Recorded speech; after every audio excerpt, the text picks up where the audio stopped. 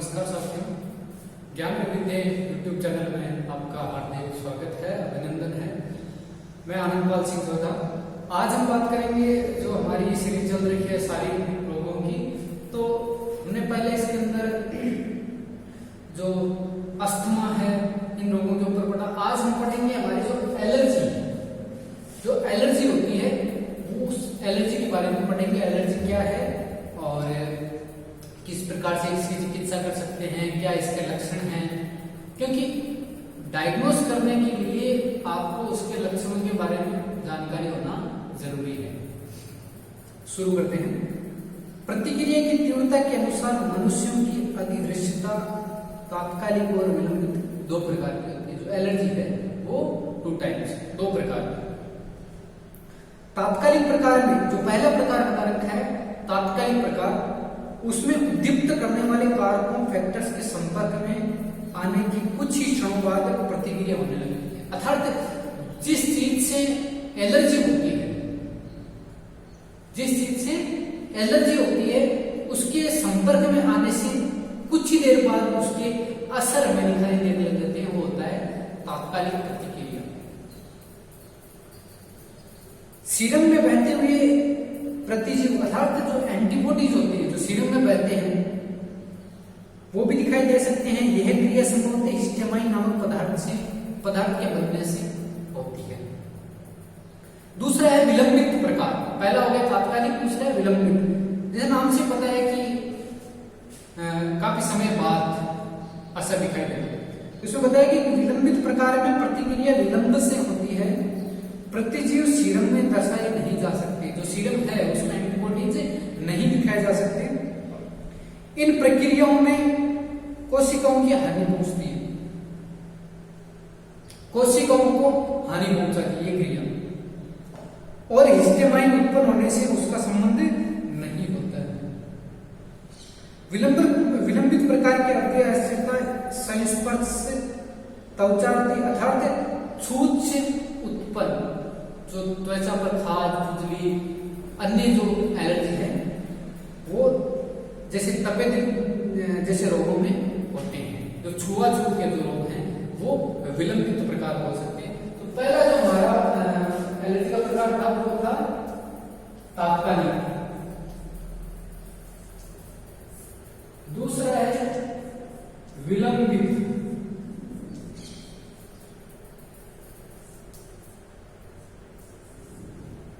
प्रकार, दोनों प्रकार हमने पढ़ लिए। अब इसके जो कारक हैं और उनके ऊपर अध्ययन करते हैं कि कुछ व्यक्तियों में संभवतः जनजनिक कारक मतलब जो जेनेटिक जो फैक्टर्स हैं वो भी इसको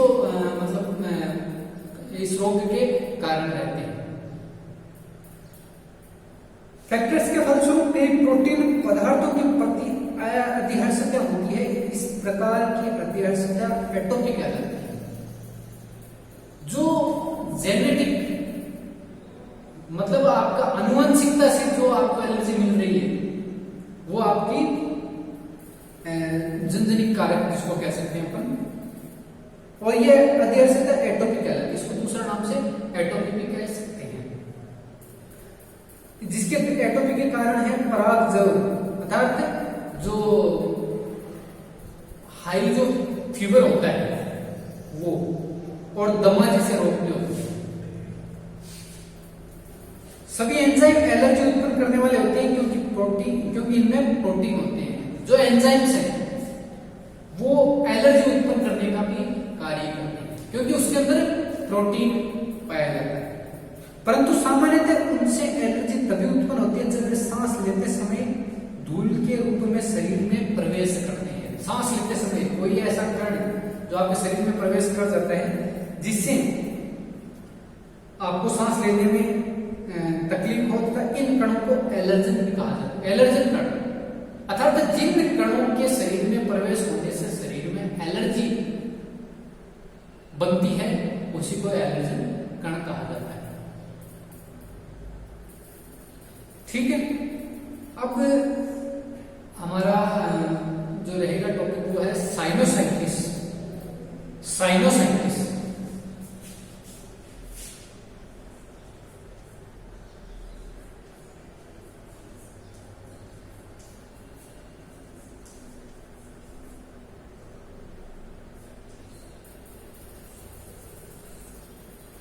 साइनोसाइटिस। देखिए साइनोसाइटिस में क्या है कि नाक का जो भाग होता है और जो चेहरा होता है उसके जो सामने का जो भाग है उसमें यहाँ जो होता है नाक के दोनों तरफ वहां खड्डे से होते हैं अंदर की साइड। तो इसमें चेहरे की हड्डियों के भीतर नम हवा के रिक्त स्थान है। जो चेहरे की जो फेशियल बोन्स बताई गई है उस बोन्स में हल्की सी हवा आ जाए उतना उसके अंदर खोखलापन है, जिन्हें वायुविवर या साइनस कहा जाता है। जो उस खोखलापन का जो भाग है, जो स्थान है, उसको वायुविवर हिंदी में और इसको इंग्लिश में साइनस भी कहा जाता है। साइनस पर उसी श्लेष्मा झिल्ली की परत होती है जैसे कि नाक और मुंह पर होती है। जब किसी व्यक्ति को जुकाम तथा एलर्जी हो तो साइनस तक अधिक श्लेष्मा बन जाते हैं या सूज जाते हैं। जब व्यक्ति को सर्दी जुकाम ज्यादा हो या एलर्जी हो जाती है तो जो श्लेष्मा होती है अधिक बनने लग जाती है और ये जो स्थान होता है इसमें इन्फ्लामेशन आ जाती है, सूजन आने लग जाती है। साइनस का निकासी तंत्र अवरुद्ध हो जाता है। जो इसका निकासी जो तंत्र है जहां से वो वायु निकलती है वो बंद हो जाता है। किसकी वजह से? श्लेष्मा अधिक बनने के कारण, क्योंकि श्लेष्मा ही वह जगह ले लेता है। एवं श्लेष्मा की साइनस में फंस सकता है। जो श्लेष्मा होता है वो इसे साइनस जो वायुविवर का स्थान बताया गया है, खोखला स्थान, उसके अंदर फंस जाता है। बैक्टीरिया, कवक एवं वायरस वहां विकसित हो सकते हैं। जो बैक्टीरिया उसके अंदर पनप सकते हैं, उस स्थान को ब्लॉक कर सकते हैं, जिससे जो खोखलापन है उसके अंदर जो वायु का आना जाना होता है वो बिल्कुल जो बताया कि निकासी तंत्र होता है वो बंद हो जाता है तथा वायुविवर या साइनोसाइटिस का यह कारण हो सकते हैं। जो हमने पढ़े वो साइनोसाइटिस के कारण हो सकते हैं। अब है हमारे साइनोसाइटिस के लक्षण। देखिए लक्षण से ही रोग का पता लगाया जा सकता है। जब आप किसी रोग की जांच करेंगे तो आवश्यक है कि आपको उस रोग के लक्षणों के बारे में जानकारी आवश्यक है। अगर लक्षण नहीं जानते तो भले चाहे वो कैंसर हो, आप डायग्नोसिस नहीं कर पाओगे उस चीज को। तो उस चीज के लिए आपको स्टडी करनी पड़ेगी। फलाने रोग के ये सिम्टम्स हो सकते हैं। देखिए इसका जो लक्षण है वो है कि बच्चों को आमतौर से जुकाम से लक्षण, जो छोटे बच्चे होते हैं उनमें अधिकतर अगर जुकाम बना रहता है जिससे भरी हुई या बहती नाक तथा मामूली बुखार से लक्षण शामिल है, जिसमें मतलब नाक भरी हुई बहती है या प्रॉपर श्वास आ नहीं रहा, तो इसके लक्षण बन सकते हैं। जब बच्चे को सर्दी के लक्षणों की शुरुआत के करीब 3 या 4 दिन के बाद बुखार होता है, सर्दी लगी है लेकिन सर्दी लगने के 3 या 4 दिन बाद उसको तेज बुखार आ जाता है, तो ये साइनोसाइटिस या कुछ अन्य प्रकार के संक्रमण जैसे ब्रोंकाइटिस, न्यूमोनिया या एक कान के संक्रमण का संकेत हो सकता है। ये न्यूमोनिया है, ब्रोंकाइटिस है, और जो एक तरफ के कान के अंदर जो संक्रमण होता है, संक्रमण जो होता है ये इन्फेक्शन का कारण बन सकता है। इसका वयस्कों में साइनोसाइटिस के अधिकतर लक्षण के दिन समय सूखी खांसी होना, जो सर्दी के लक्षणों, बुखार, खराब पेट, दांत दर्द, कान में दर्द या चेहरे के ढीलेपन के पहले 7 दिनों के बाद भी कम नहीं होते। ये जो मैंने आपको लक्षण बताए ये साइनोसाइटिस के कारण हो सकते हैं। अधिकतर जो शुरुआती जो लक्षण है, इसमें अन्य लक्षण होते हैं जैसे पेट की गड़बड़ी, मतली आना, सिर दर्द एवं आंखों के पीछे की जो भाग होता है उसमें दर्द की अनुभूति होना। तो ये था हमारा साइनोसाइटिस। साइनोसाइटिस क्या है, उसके लक्षण क्या है, ये हमने पढ़ा। इससे पहले पढ़ा था एलर्जी। अब हम इसकी जो योग चिकित्सा है वो पढ़ते हैं, जो योग से इसका उपचार किया जा सकता है। तो इसके अंदर आपको बताना चाहूंगा कि जो पवन मुक्तासन होता है वो आपको करना चाहिए, जल नीति का अभ्यास करना चाहिए, शीतक्रम युद्धक्रम जो कपालभाति के प्रकार बताए हैं उसका अभ्यास करना चाहिए, गर्म पानी से जो नासिका का और जो आंखों से नीचे का जो भाग होता है उसको धोना चाहिए, स्टीम लेनी चाहिए, जो भाप होती है वो नासिका मार्ग से ग्रहण करनी चाहिए, वज्रासन करना चाहिए, क्योंकि ये वज्रासन इसमें बहुत लाभदायक बताया गया है। शशांकासन इसके अंदर करना चाहिए। उसके बाद जैसे अपन सूर्य नमस्कार भी कर सकते हैं, इसमें पश्चिमोत्तान भी कर सकते हैं, जानु शीरासन भी कर सकते हैं, जानु शीर्षासन भी कर सकते हैं, और ये भुजंगासन है, धनुरासन है, और कर्ण पीडासन है, और अपना अकर्ण धनुरासन है। ये सारे आसन इसके अंदर अपन कर सकते हैं। अब है प्राणायाम। तो प्राणायाम में देखिए भस्त्रिका है, अनुलोम विलोम है और नाड़ी शोधन है। ये प्राणायाम हम इसके अंदर कर सकते हैं। और शुद्धि क्रिया में इसमें जो शुद्धि क्रिया है उसमें अपन कपालभाति भी कर सकते हैं।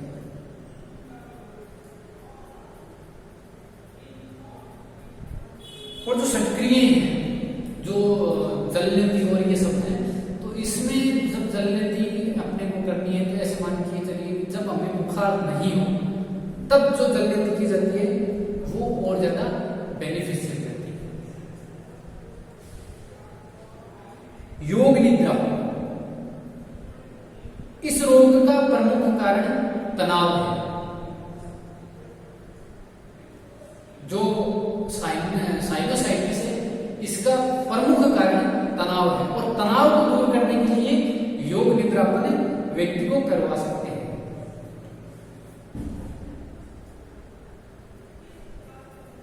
और जो योग निद्रा है वो इसका जो साइनोसाइटिस है उसका जो स्थायी निदान है उसमें अपनी महत्वपूर्ण भूमिका निभाता है। स्थायी मतलब परमानेंट इलाज इसका कर देता है योग निद्रा। अब बात करते हैं आहार किस प्रकार का लेना चाहिए, क्योंकि हमारा जो टॉपिक है वो शारीरिक रोगों के ऊपर समग्र चिकित्सा है। ठीक है, पैरों के योग को दे रही है क्योंकि इसमें आपका कोई भी साइड इफेक्ट नहीं है, लेकिन हमें और भी इसमें एक दो चीजें इंक्लूड करनी पड़ती है। जैसे हमारे आहार चिकित्सा है, तो आहार चिकित्सा में सबसे पहले जो बात आती है वो होता है आपको शुद्ध शाकाहारी भोजन करना चाहिए। फिर होता है नमक चावल मैदा तथा दूध से बनी चीजों का सेवन न करें। जो नमक है, जो अधिक नमक है, चावल है, मैदा से बनी जो वस्तुएं हैं उसका सेवन नहीं करना चाहिए। फल, हरी सब्जियां हैं, इनका जो विटामिन युक्त जो सब्जियां हैं, खास तौर से जो सब्जियां हैं वो हाइब्रिड वाली ना होकर के जो देसी सब्जियां हैं उसका उपयोग करना चाहिए। तो एलर्जी हो गया और हमारा साइनोसाइटिस हो गया। अब हम पढ़ेंगे राइनाइटिस।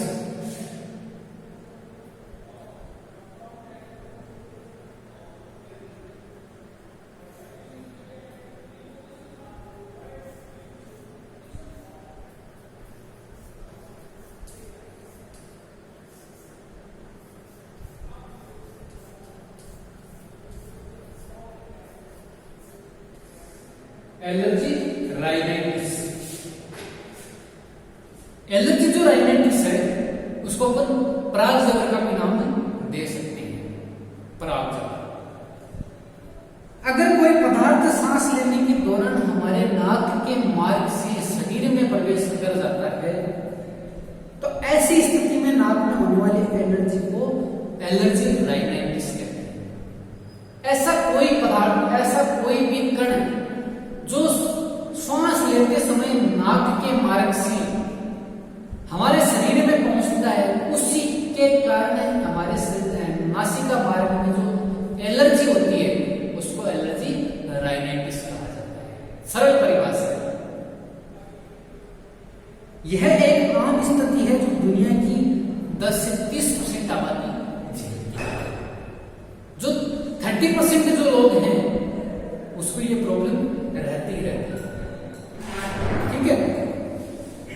इस एलर्जी से कई लोग मिनटों में प्रभावित हो जाते हैं। ये जो एलर्जी राइनाइटिस है ये किसी व्यक्ति को तुरंत भी प्रभावित कर सकती है, किसी को घंटों बाद प्रभावित करती है। सामान्य लक्षण जो एलर्जी क्रिएशन में जो शामिल होते हैं कि जब एलर्जी होती है तो किस प्रकार के लक्षण को देखने को मिल सकते हैं, तो उसको अपन पढ़ेंगे। एलर्जी राइनाइटिस की जो मुख्य लक्षण शुरुआती, तो देखिए ये होता है, इसमें किसी प्रकार की चीज से आपको एलर्जी है, आपने उसको ग्रहण कर लिया तो आपको सर्वप्रथम छींक आएगी। छींक का मतलब है आपकी जो बॉडी है वो उस पदार्थ और संकरण को एक्सेप्ट नहीं कर रही है, स्वीकार नहीं कर पा रही है। नाक का बहना, नासिका से जो द्रव पदार्थ है, गाढ़ा द्रव पदार्थ है वो निकलता रहता है। नाक के अंदर या आसपास खुजली महसूस होती है। गले में खराश, खांसी आने लग जाती है। आंखें आपकी गीली रहने लग जाती है। सिर दर्द होता है। सीने में आपको कठिनाई होती है। सोने में कठिनाई होती है। और यह एलर्जी नाक संबंधी दोष, ऊपरी श्वसन संक्रमण और गैर एलर्जिक राइनाइटिस के कारण होने वाली बीमारियों को भी बढ़ा सकते हैं। ये जो एलर्जी राइनाइटिस है वो बहुत छोटा है, लेकिन इसमें जो मुख्य चीज है ध्यान देने वाली वो इस प्रकार से है कि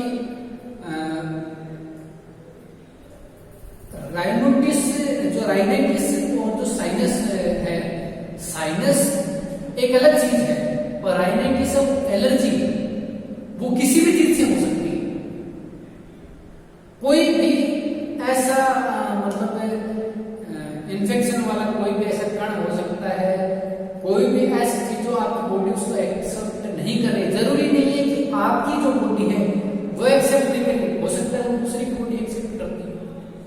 आपको धूल मिट्टी से परेशानी नहीं है, लेकिन कोई दूसरा व्यक्ति है जिसको हल्की सी धूल उठते ही छींकें आने लग जाती है। किसी को पेट्रोल की जो दुर्गंध होती है पेट्रोल जलने के बाद, तो उसकी किसी को अच्छी भी लगती है और किसी को बुरी भी लगती है, और दोनों के नकारात्मक और सकारात्मक परिणाम भी। कोई कहेगा कि जो पेट्रोल का जो धुआं होता है, डीजल का जो धुआं होता है वो सकारात्मक कैसे है? देखिए अलग अलग इसके वे हैं कि नकारात्मक अगर देखा जाए तो किसी को डीजल पेट्रोल की जले हुए पेट्रोल डीजल की दुर्गंध सही नहीं लग रही तो उसको उल्टी हो जाती है, क्योंकि उसकी बॉडी ने उस चीज को ग्रहण नहीं किया और वो सामान्य तौर से वो आपके शरीर में वो धुआं प्रवेश करेगा श्वास के माध्यम से। लेकिन इसका अगर सकारात्मक पक्ष देखा जाए तो बहुत सारे लोग ऐसे हैं जिनको इन सब चीजों से प्रॉब्लम नहीं होती है और वो किसी लंबे सफर में कहीं भी जाते आते हैं तो उनका जो ये धुआं और जो होता है इससे उनको एलर्जी नहीं होती है, तो उनका कम से कम वैसे देखा जाए तो इंस्टेंटली स्वास्थ्य तो खराब नहीं हो रहा है, उनको ये प्रॉब्लम तो नहीं हो रही, उल्टी नहीं आ रही, किसी के कपड़े तो नहीं भर रहे, अव्यवस्था तो नहीं हो रही है। तो ये इसके सकारात्मक परिणाम भी है। हर पहलू के सकारात्मक और नेगेटिव इफेक्ट्स होते हैं।